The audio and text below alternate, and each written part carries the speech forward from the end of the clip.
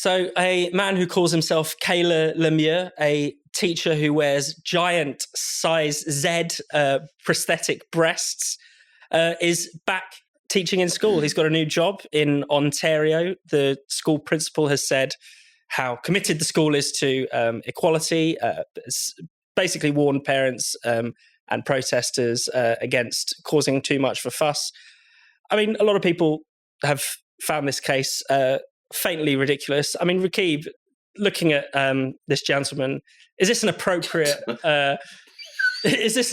way for a teacher to dress? Oh, not at all, Fraser. Not at all. If my kids were going to that school, I'd be very worried if that was their teacher, to be honest. I wouldn't want them in the same classroom, if truth be told. And I think it's interesting. So he's in Ontario, isn't it, in Canada? Yeah.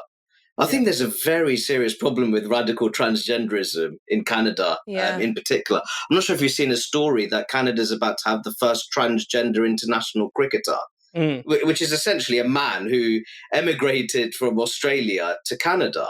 So I think what's absolutely remarkable, and I know that's a bit different because that's sport, but I think what we're seeing here, that this denial of biological reality, in my view, incredibly disrespectful towards women's rights more generally, but it does pose a threat to women's sports as well. And I think, in a way, this particular individual that you're referring to, with their oversized artificial bosom, how disrespectful can you get towards women?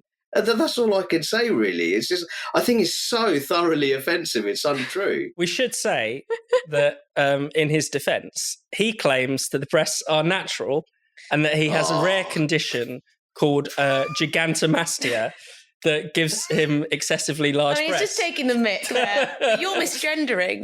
This person, yes, is actually thoroughly offensive. Having size Z prosthetic boobs, as I said earlier, does not a woman make, Fraser.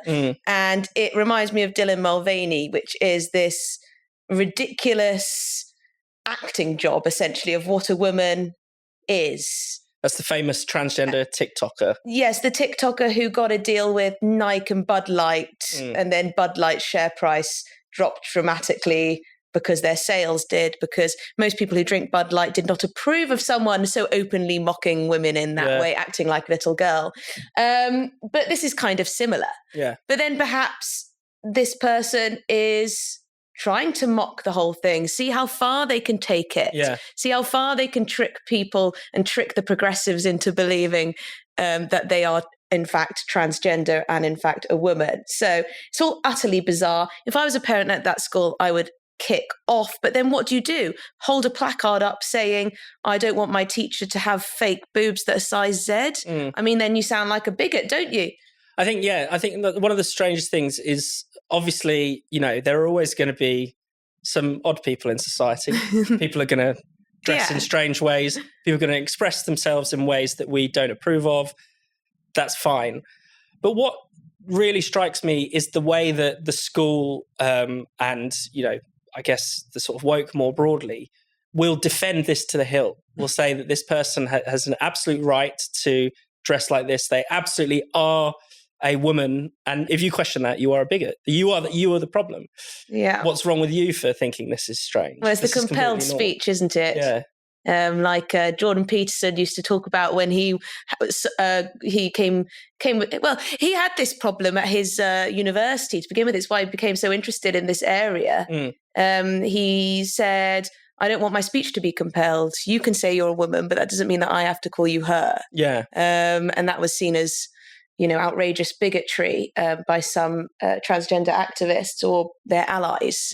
But yeah, I think, people don't have to accept things are true if they're not. But here we are. And Rakib, finally, you sort of alluded to this earlier. It does seem like Canada is kind of the ground zero for a lot of this craziness, whether that's trans or sort of wokeness in general. It was interesting that the Canadian government has actually warned LGBT Canadians from going to America because it might be unsafe for them. This year, they actually extended Pride Month to Pride Season. So they're still enjoying Pride over there in Canada. Pride season? It's exactly. It's June in the UK, but in Canada it's June, August, and September because and presumably it will get extended again next year. Because how could you have a non-Pride month? What do you think? There's something in the water there, Rakib? What's going on?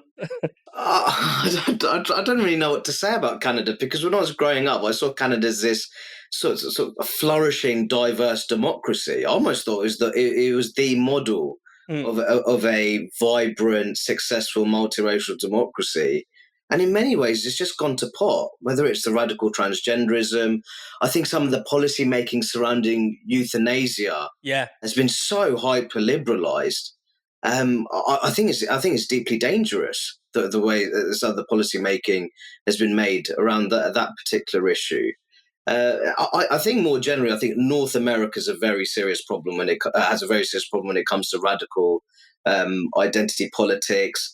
I think Justin Trudeau's, I say leadership very loosely, I think it's been a very huge problem. And he's another leader who talks about, he's a bit similar to Sadiq Khan in the sense that he often criticizes the culture wars without realizing that he's one of the central figures within those culture wars. That's what I'd say. And I think that more generally, it's a real shame, because I think Canada, it had that kind of multicultural pro-integration framework, which I used to admire a great deal. But I think whether it's sort of racial identity politics, sort of radical transgenderism, as I talked about earlier, those policies surrounding euthanasia, I think they've got some very serious issues there. And I want to see that politics in Canada, I really don't want to see much of that imported into the UK.